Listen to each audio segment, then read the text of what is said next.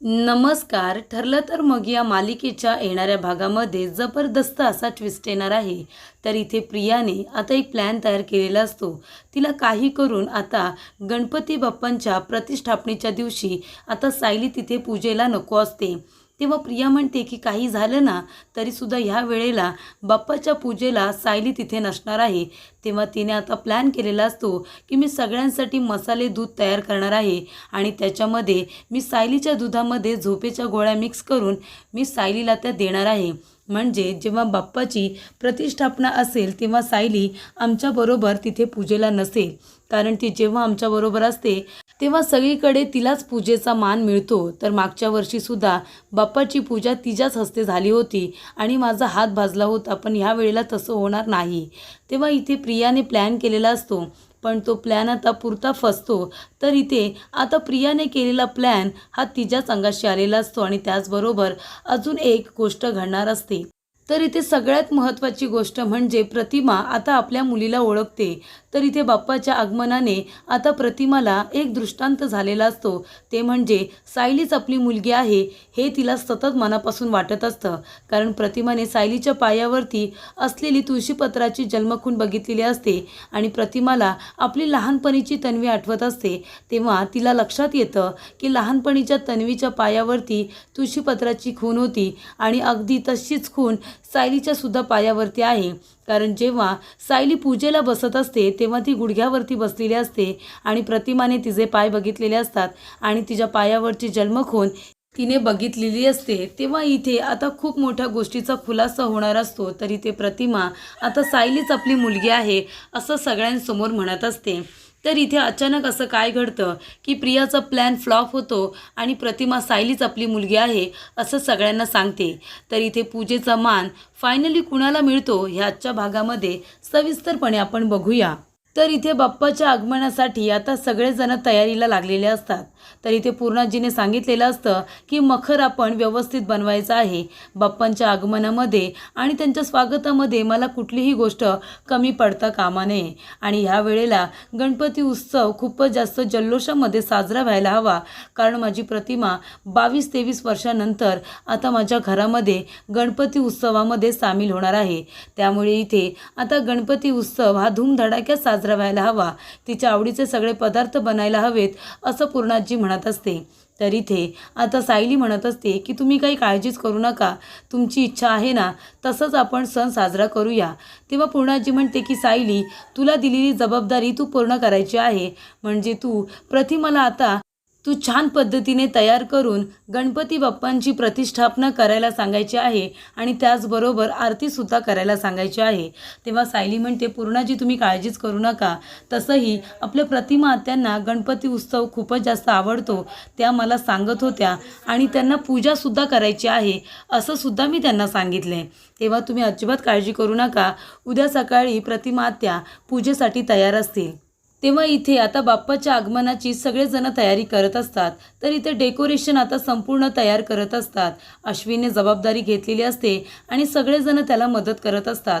तर इथे आता काय काय मेनू ठेवायचं आहे ते सगळं सायली बघत असते आणि तिला सगळेजण मदत करत असतात.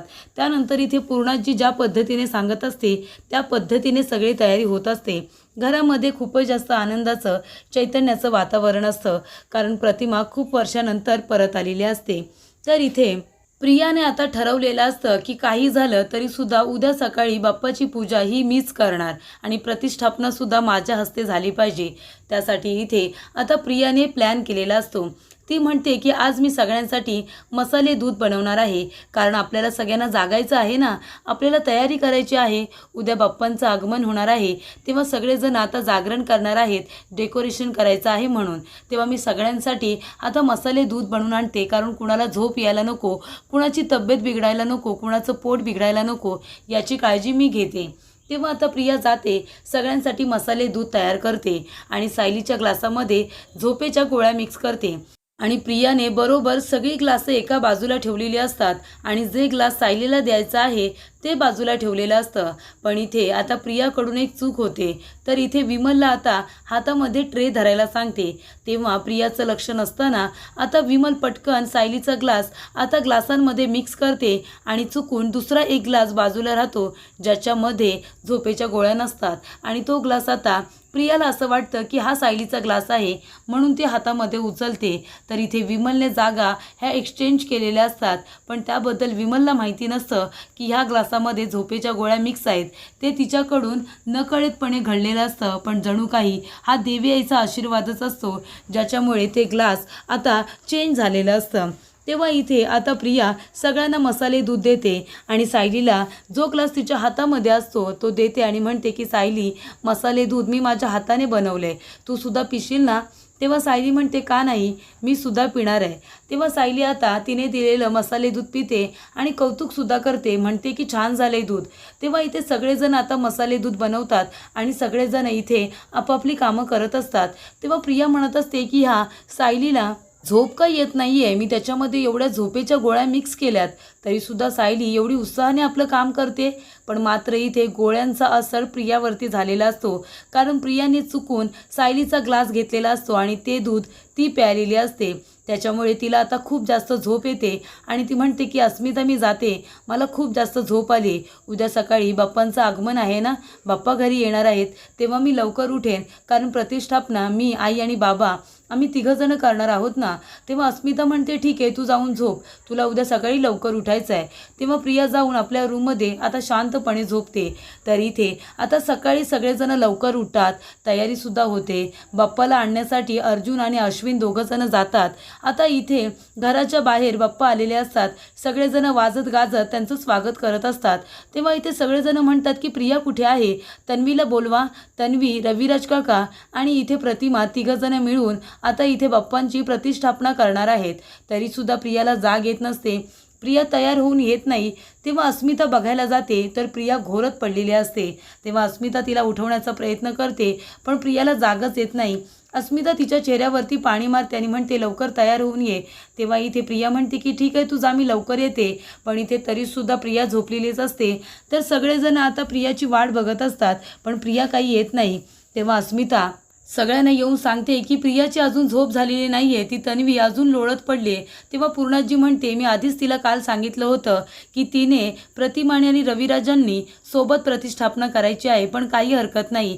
तेव्हा इथे आता बाप्पांचं आगमन वाजत गाजत होतं. त्यानंतर इथे बाप्पा आता घरामध्ये सुद्धा येतात. तेव्हा इथे पूर्णाजी म्हणते की प्रतिमा आणि रविराज तुम्ही दोघंजणं प्रतिष्ठापना करा. तेव्हा प्रतिमा म्हणते की नाही, सायलीसुद्धा आमच्याबरोबर प्रतिष्ठापना करणार कारण सायली माझी मुलगी आहे असं ती खाणाखुणा करून सांगत असते. तिच्या खाणाखुणा सगळ्यांच्या लक्षात येत नाहीत पण इथे सायली म्हणते काय बोलताय तुम्ही प्रतिमा आत्या, मी तुमची मुलगी आहे असं तुम्ही म्हणताय का? तेव्हा प्रतिमा म्हणते हो, तू माझी मुलगी आहेस कारण तुझ्या पायावरती तुळशीपत्राची खून आहे असं ती खाणाखुणा करून सांगते. तेव्हा रविराज काकांना खूप मोठा धक्का बसतो. रविराज काका म्हणतात की सायली तुझ्या पायावरती काहीतरी आहे असं प्रतिमाचं म्हणणं आहे का? तेव्हा इथे सायली म्हणते की माझ्या पायावरती तुळशीपत्राची खून आहे. तेव्हा रविराज काकांना खूप मोठा धक्का बसतो आणि बाकीच्या सगळ्या लोकांना. आणि इथे प्रतिमा म्हणते की हिच्या पायावरती तुळशीपत्राची खून आहे, ही माझी मुलगी आहे असं खाणाखुणा करून सांगते. तेव्हा रविराज काका म्हणतात की तुझ्यासुद्धा पायावरती तुळशीपत्राची खूण आहे का? तेव्हा सायली म्हणते हो माझ्यासुद्धा आहे, पण अजून कुणाच्या आहे का? तेव्हा ते म्हणतात अगं तन्वीच्या सुद्धा आहे ना. तेव्हा इथे सायलीला प्रश्न पडतो की प्रियाच्या पायावरती तर जन्मखून नाही आहे. तेव्हा सायलीला आता खूप सारे प्रश्न हे पडलेले असतात. तेव्हा इथे पूर्णाजी म्हणत असते की सायली अगं जन्मखून ही तन्वीच्या सुद्धा पायावरती आहे आणि तुझ्यासुद्धा, याला काय म्हणायचं आता? तेव्हा इथे सगळ्यांना प्रश्न पडलेले असतात. पण इथे पूर्णाजी म्हणते की सायली, प्रतिमा आणि रविराज तुम्ही तिघंजण आता इथे बाप्पाची प्रतिष्ठापना करा, प्रतिमाची सुद्धा हीच इच्छा आहे. तेव्हा इथे आता तिघंजणं मिळून बाप्पाची प्रतिष्ठापना करतात. तेव्हा इथे आता खरोखर तन्वी, प्रतिमा आणि रविराज या तिघांनी मिळूनच बाप्पाची प्रतिष्ठापना केलेली असते.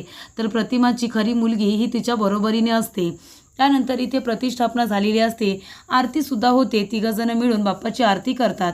त्यानंतर तिथे प्रिया येते. तेव्हा प्रियाचा प्लॅन आता फ्लॉप झालेला असतो कारण तिला सायलीला झोपून ठेवायचं असतं पण देवाने तिला शिक्षा दिलेली असते. तर इथे प्रियाच आता झोपून राहिलेली असते आणि तिच्या जागी सायलीने बाप्पाची प्रतिष्ठापना तर केलेलीच असते पण पूजासुद्धा केलेली असते. तर इथे प्रियाचा प्लॅन आता फ्लॉप होत प्रिया तोंडावरती पडलेली असते आणि त्यामुळे पूर्णाजी आता सगळ्यांसमोर चांगलंच प्रियाला सुनावते. तर इथे येणारे भाग खूपच जास्त रंजकदार होणार आहेत, कारण सायलीला आता प्रश्न पडलेला असतो की माझ्या पायावरती जी जन्मखूण आहे ती प्रियाच्या पायावरती तर नाही आहे, मग इथे सगळ्यांना असं का वाटतंय की तिच्या पायावरती जन्मखूण आहे. या जन्मखुणेचं काय रहस्य आहे हे मला शोधून काढायला हवं, असं सायली म्हणत असते. तर इथे सायलीने आता प्रियावरती बारीक लक्ष ठेवलेलं असतं की नेमकं जन्मखुणेचं सांगून प्रिया काय साध्य करण्याचा प्रयत्न करते. तर इथे प्रियाचा खोटारडेपणा आता सायली लवकरच सगळ्यांच्या समोर आणणार असते. तर इथे येणारे भाग हे खूपच जास्त रंजकदार होणार आहे. सिरियलच्या डेली अपडेटसाठी तुम्ही आमच्या चॅनलला नक्की सबस्क्राईब करा. धन्यवाद.